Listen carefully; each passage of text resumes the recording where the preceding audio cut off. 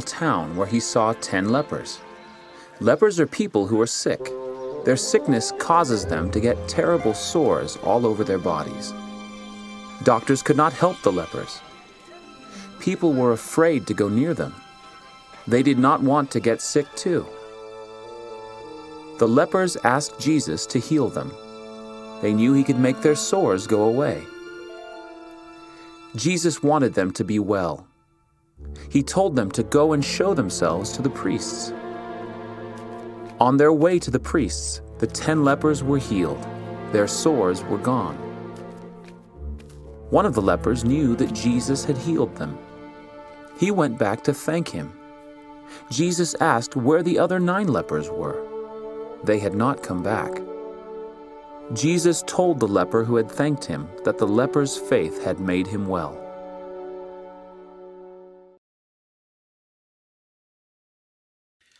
Sunday sermon series में एक बार फिर से आपका स्वागत है। प्रभु को धन्यवाद हो इस एक और मौके के लिए जो आपके साथ हमें मिला है कि हम प्रभु के वचन की तरफ चल सकें।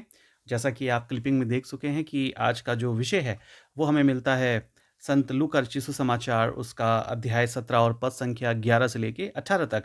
और यहाँ पे वर्णन है कि प्रभु यीशु मसीह 10 कोढ़ के रोग से ग्रसित जो कोढ़ी हैं, जो रोगी हैं, उन्हें प्रभु यीशु मसीह चंगाई देते हैं। एक बहुत ही खास, बहुत ही बड़ा चमत्कार है। और उस चमत्कार के बाद आपने देखा हो कि आज शुरू में जो क्लिपिंग में जो विषय दिया गया वो ये है कि प्रभु यीशु मसीह पूछते हैं, जो यहाँ पर भी है कि क्या वो 9 के 9 चंगे ना हुए तो फिर वो कहाँ हैं। आज इसी विषय को देखने और समझने की कोशिश करेंगे। तो आइए शुरुआत करते हैं प्रार्थना से। हमारे जीवित सामर्थी पिता परमेश्वर, एक बार फिर से बड़ी शुक्रगुजारी के साथ हम तेरे कदमों में इकट्ठे हैं और तेरा धन्यवाद करते हैं इस एक और दिन और इस एक और मौके के लिए जब आप हमें अपने वचन के नज़दीक लेके आए हैं। प्रभु, हमारा मार्गदर्शन, हमारी अगुवाई करने के लिए होने दे पिता परमेश्वर कि हम भी अपने आप को तेरे करीब ला सकें। तमाम वो चीज़ें, वो बातें जो हमें तुझसे दूर करती हैं या हमें हमेशा ऐसे हाल में रखती है पिता परमेश्वर कि हम तुझसे दूरी बनाए रखते हैं, उन तमाम चीज़ों को, बातों को छोड़ के, सारे बंधनों को तोड़ के हम सिर्फ और सिर्फ तेरी ओर बढ़ते जाएं अपने जीवन में और उस मकाम को हासिल करें जो आपने हमारे लिए ठहराया है। आज के इस समय पे, इस मौके पे प्रभु तेरी उपस्थिति और तेरा तेरा मार्गदर्शन और तेरी अगुवाई चाहते हैं। हमारी सहायता करें आज के वचन को समझने के लिए। सब कुछ तेरे हाथों में सौंप देते हैं, मसीह यीशु के नाम में, आमीन। जो विषय है मैंने आपको बताया कि इसमें ढेर सारी चीज़ें हैं जो हम देख सकते हैं, सीख सकते हैं और जो हमारे जीवन के लिए उपयोगी हो सकती है। लेकिन सिर्फ़ एक चीज़ जिस पे हम आज ध्यान केंद्रित करने की कोशिश करेंगे, वो ये है कि प्रभु यीशु मसीह का ये सवाल कि जो हमें अध्याय 17 और पद संख्या 17 में मिलता है कि क्या दसों शुद्ध ना हुए तो फिर वे 9 कहाँ हैं? अज़ीज़ों, ये सवाल बड़ा महत्वपूर्ण है कि कहाँ हैं वो लोग जिन्हें इतनी बड़ी चंगाई, इतना बड़ा छुटकारा मिला। अज़ीज़ों, आपके जीवन में भी बहुत बार ऐसे लोग मिले होंगे जब वो काफ़ी तकलीफ़ में होंगे, परेशानी में होंगे, मुश्किल में होंगे, बुरे वक़्त में होंगे और आपके पास वो मदद की उम्मीद लेके आए और आपने उनकी बड़ी मदद भी करी होगी। और जब उनकी चीज़ें बेहतर हो गई तो वो आपके पास से चले गए और उसके बाद कई बार ऐसे लोग ना तो आपसे दोबारा कभी मिलते हैं, ना ही कभी आपको, अगर आमना-सामना भी हो जाए तो पहचानते भी नहीं हैं। पता नहीं आपका इस प्रकार के लोगों से आपके जीवन में आमना-सामना हुआ या नहीं हुआ, लेकिन ये दुनिया लगभग ऐसे ही लोगों से भरी पड़ी है, जो अपना काम बनने के बाद फिर दूरी बना लेते हैं और फिर पहचानते भी नहीं हैं। अगर आप भी उनमें से एक हैं, तो परेशान होने की ज़रूरत नहीं है। ख़ासकर पासवानों के लिए मैं कहना चाहता हूँ, जो हमारे पास्टर भाई हैं, जो हमारे पासवान हैं, जो प्रभु के सेवक, उनके संग तो ये घटना बड़ी आम है। लोग बहुत तकलीफ़ में आते हैं, बहुत परेशानी में आते हैं, बड़ी-बड़ी मुसीबतें, बड़े-बड़े कष्टों में आते हैं और प्रार्थना करते हैं कि भाई उनके लिए प्रार्थना की जाए। और जब उन्हें चंगाई, छुटकारा और जो भी उनके काम है बिगड़े हुए वो बन जाते हैं, तो कई बार वो हमेशा के लिए या तो उस पास्टर को भूल जाते हैं या उस पास्टर से दूरी बना लेते हैं। ये आम बात है, हर एक ने अपनी मिनिस्ट्री में इस चीज़ को देखा होगा। तो ये मेरे और आपके लिए कोई नई चीज़ नहीं है। मेरे संग भी बहुत बार ऐसा हुआ है कि लोग बहुत मुश्किल समय में आए और जब उनके काम बन गए तो उसके बाद फिर वो कभी पहचानते भी नहीं हैं। तो ये सिर्फ़ घटना आपके और मेरे साथ नहीं होती है, ये प्रभु यीशु मसीह के साथ भी हुई थी। और ये कहाँ हैं वे 9 या ऐसे लोगों को जो काम बनने के बाद चले जाते हैं, भूल जाते हैं, वापस कभी लौट के नहीं आते। तो इसकी शुरुआत तो बाग़ एदन से ही हो गई थी अज़ीज़ों। जब सब कुछ मिल गया, परमेश्वर ने इतनी खूबसूरत दुनिया बनाई, पूरा ब्रह्मांड बनाया, पूरी सृष्टि की रचना करी और इतनी खूबसूरत जगह बाग़ एदन उसे रहने के लिए दी और उसके बाद परमेश्वर को आके पूछना पड़ा कि आदम तू है कहाँ? है ना? कहाँ है भाई? तो यही सवाल प्रभु यीशु मसीह का है। जिन 10 लोगों को जो बड़ी मुसीबत में थे, उनको प्रभु यीशु मसीह ने चंगाई दी और उनमें से सिर्फ़ 1 वापस आता है और 9 वापस नहीं आते हैं। मैंने शुरू में कहा था शायद कुछ लोगों को बुरा लगे कि दुनिया में मैक्सिमम लोग ऐसे ही हैं जो काम निकलने के बाद, समय निकलने के बाद नहीं पहचानते हैं। पर अज़ीज़ों ये सच्चाई है। यहाँ पे भी अगर आप देखें कि 10 थे, 10 में से सिर्फ़ 1 वापस आया। यानी कि 90% लोग इसमें ना यानी कि 90% जो रेशियो है, वो ऐसे हैं जो अनथैंकफुल हैं, अनशुक्रगुज़ार हैं। और आज भी शायद दुनिया में बहुत बड़ा नंबर है जो सिर्फ़ मतलब के लिए रिश्तों को, लोगों को इस्तेमाल करते हैं, चर्चेज़ को इस्तेमाल करते हैं, पासबानों को इस्तेमाल करते हैं और जब उनका मतलब और नीड पूरी हो जाती है तो उसके बाद फिर वो आपको पहचानते भी नहीं हैं। ख़ैर, तो विषय यही है और इसकी तरफ हम चलने की कोशिश करेंगे। तो जो 9 लोग हैं, वो कहाँ गए? जो प्रभु यीशु मसीह का सवाल है, तो फिर वो 9 कहाँ हैं? इस पे ही हम आज ध्यान केंद्रित करने की कोशिश करेंगे और विषय को समझने की कोशिश करेंगे। प्रभु यीशु मसीह 10 में से पूछते हैं जो कि सामरी व्यक्ति है। वो शुक्रगुज़ारी करता हुआ आता है और प्रभु यीशु मसीह उससे पूछते हैं कि क्या दसों शुद्ध ना हुए? तो फिर वो 9 कहाँ हैं? इसका मतलब प्रभु यीशु मसीह को पता था कि 10 के 10 शुद्ध हो गए हैं और उस सामरी व्यक्ति से भी पूछते हैं, फिर पूछते हैं कि फिर वो 9 कहाँ हैं? अजीज़ आपको मालूम है पास्टर की क्या ज़रूरत है? ये खुदावंद के खादिम, सेवक, प्रचारक, प्रीचर, पास्टर की क्या ज़रूरत है? ये वो हैं जो आपको वचन समझने में मदद करते हैं। चाहे मैं हूँ या कोई और भी हो, बहुत सारे खुदावंद के खादिम हैं, जो आपकी मदद करते हैं कि परमेश्वर के वचन को आप कैसे समझ सकें। तो यहाँ पे प्रभु यीशु मसीह का जो सवाल है, उसे थोड़ा-सा ठीक करने की कोशिश करूँगा। ये गुस्ताखी करना चाहता हूँ, माफ़ कीजिएगा। लेकिन अगर इस सवाल को आप सही तरीके से समझ लेंगे, तो आपको समझ में आ जाएगा प्रभु यीशु मसीह कहना क्या चाहते हैं। प्रभु यीशु मसीह उससे पूछते हैं, सामरी जो अब तो व्यक्ति ही कहिए, अब वो कोढ़ी नहीं, क्योंकि उसका कोढ़ जाता रहा और वो बहुत खुश है, बहुत आनंदित है, धन्यवाद करता हुआ प्रभु के पास आया है और ढेर सारे अपने हृदय की गहराई से कह लीजिए, वो प्रभु यीशु मसीह का शुक्रिया अदा कर रहा है। उससे प्रभु यीशु मसीह पूछते हैं कि ये बाकी 9 कहाँ हैं? अब उसे कैसे पता होगा कि वो 9 कहाँ हैं? भाई जाते-जाते जब वो याजकों के पास जा रहे थे, जो उन्हें प्रभु यीशु मसीह ने कहा था, जाते-जाते एक जगह ऐसी आई, जहाँ पे एक चमत्कार हुआ उनके जीवन में और वो सब के सब अपने उस कोढ़ की बीमारी से और उस कोढ़ की बीमारी के लक्षण जो उनके शरीर में, उससे मुक्त हो गए और वो बड़े एकदम से स्वस्थ हो गए। तो उसमें से 9 ने एक दिशा पकड़ी और एक ने एक दिशा पकड़ी।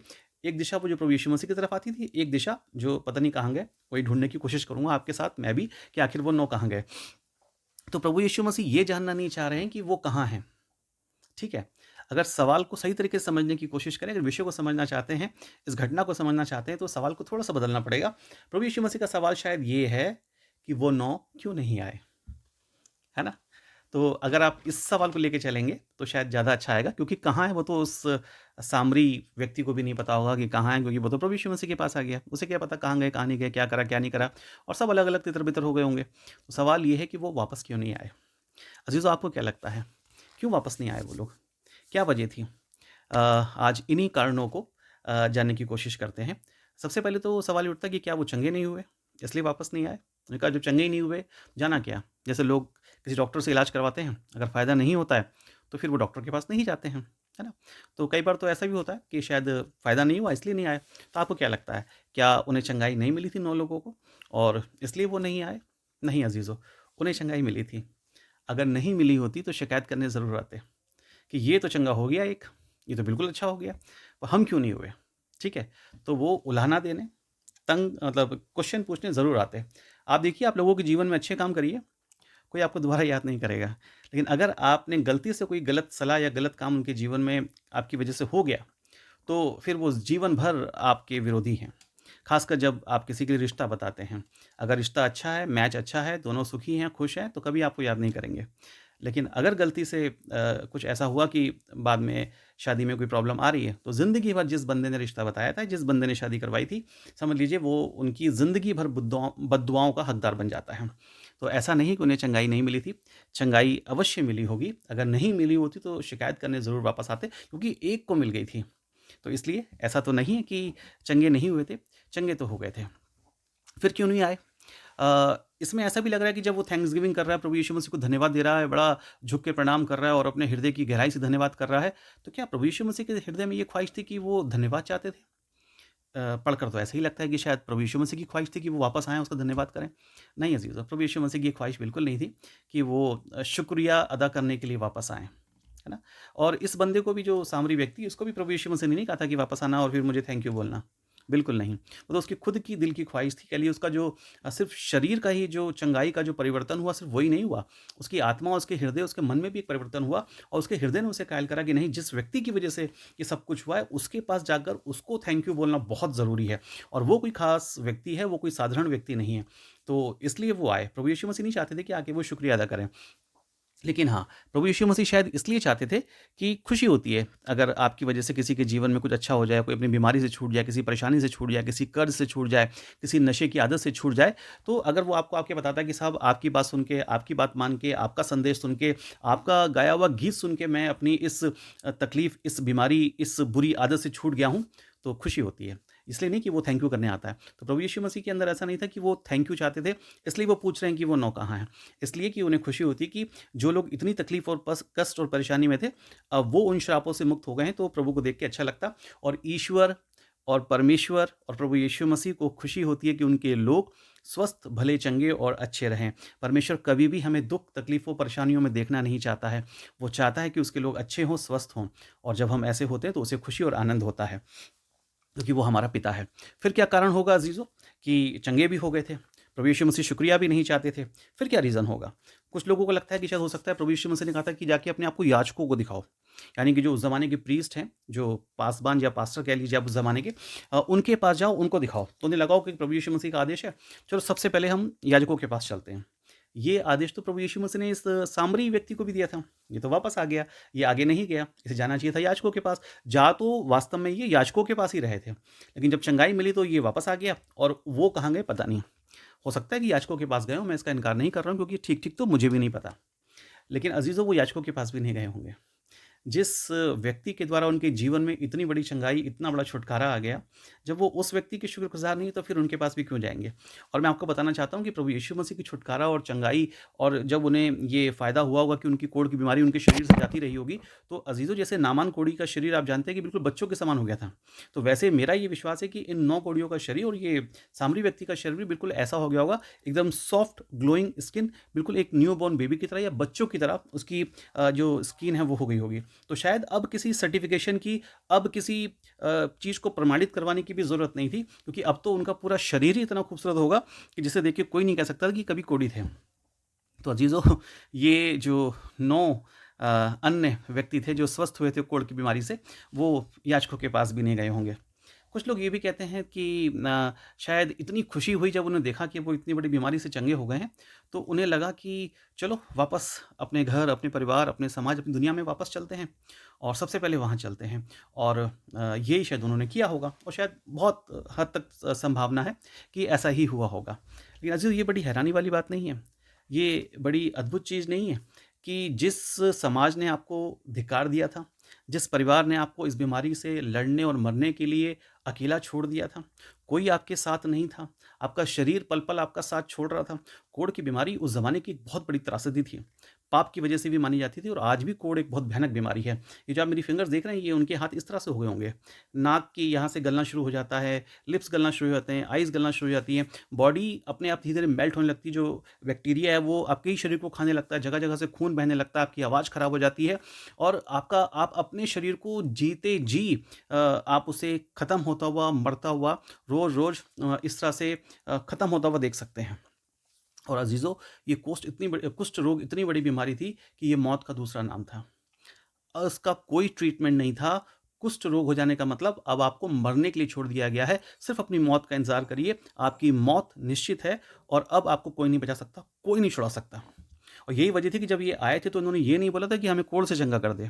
इनमें से किसी की भी 10 में से 10 लोगों में से किसी एक की भी प्रार्थना ये नहीं थी कि उन्हें कोढ़ की बीमारी से मुक्ति मिल जाए। ये जो कोढ़ उनके चेहरे पे, उनके शरीर पे, उनकी उँगलियों में, सब जगह पे फैल चुका है, उससे मुक्ति मिले। उन्होंने प्रार्थना की थी कि हे प्रभु यीशु, हम पर दया कर। शायद ये कष्ट कम हो जाए, शायद ये ब्लीडिंग कम हो जाए। ये जो तकलीफ़, ये जो पीड़ा है, वो जो य मानसिक, आत्मिक, शारीरिक हर तरह से वो जो पीड़ा सह रहे थे, शायद उसमें वो कुछ दया चाहते थे। लेकिन प्रभु यीशु मसीह की जो दया थी वो इतनी बड़ी थी कि इन्हें शारीरिक, मानसिक, आत्मिक और हर तरह के जो कष्ट थे उनसे मुक्ति मिली और बिल्कुल स्वस्थ और भले चंगे हो गए थे ये लोग। तो ये बड़ा अद्भुत है अज़ीज़ों कि ये 9 लोग जिस दुनिया, समाज, परिवार, घर के लोगों ने छोड़ दिया था इतनी बड़ी बीमारी और परेशानी में, जिस व्यक्ति ने आपको चंगाई, छुटकारा और फिर से एक नया जीवन दिया है, है ना? फिर से कह लीजिए इनको एक नया जीवन मिला है, मौत निश्चित थी इनके लिए और ऐसा व्यक्ति ये भूल जाए उस व्यक्ति को जिसने चंगाई दी और वो वापस उसी दुनिया में चला जाए। आज की सच्चाई यही है अज़ीज़ों समाज की, कि जहाँ से हमें इतनी ज़्यादा तकलीफ़ें, इतना ज़्यादा कष्ट, इतनी ज़्यादा परेशानियाँ, इतना ज़्यादा दुर्व्यवहार मिलता है, हम उस अच्छे, सच्चे, जीवित परमेश्वर को छोड़ के उन्हीं चीज़ों की तरफ लगातार भाग रहे हैं। और ये 9 व्यक्ति भी शायद यही गलती दोबारा कर रहे थे। एक बार इतना सब कुछ देखने, समझने के बाद भी शायद इनकी आँखें नहीं खुली और उन्हें इस बात का एहसास नहीं हुआ कि जिन लोगों ने साथ छोड़ दिया था, वो उन्हीं के पास वापस चले गए और जिसकी वजह से ये जीवन है कि वो वापस जा सकते हैं, वो उसे ही भूल गए हैं। और क्या कारण हो सकते हैं अज़ीज़ों? अ, मेरे ख़्याल से शायद इतने ही काफ़ी हैं और ज़्यादा तो शायद नहीं। और ये बड़ी एक ऐसी सच्चाई है जिसका वर्णन यहाँ पे मिलता है अज़ीज़ों, शायद पूरी बाइबल में ऐसा वर्णन कहीं ना हो कि किसी को इतनी बड़ी तकलीफ़ और बीमारी और क्या कहते हैं तकलीफ़ों और कष्टों से मुक्ति मिली हो और वो उसी मुक्तिदाता ईश्वर को भूल जाए और उसके पास दोबारा लौट कर ना आए। अज़ीज़ों, अगर आपके संग भी ऐसा लोगों के साथ कुछ लोगों ने आपके साथ किया है, तो हैरान, परेशान मत होइएगा। ये दुनिया ऐसी ही है। आप किसी के लिए जान भी दे दीजिए, आप किसी का कितना भी भला कर लीजिए, लोग तब तक आपके सगे हैं, तब तक आपके साथ हैं, जब तक उनका मतलब निकल रहा है, जब तक आप उनके काम के हैं। जिस दिन उनका काम बन जाएगा, ये आपको पहचानेंगे भी नहीं।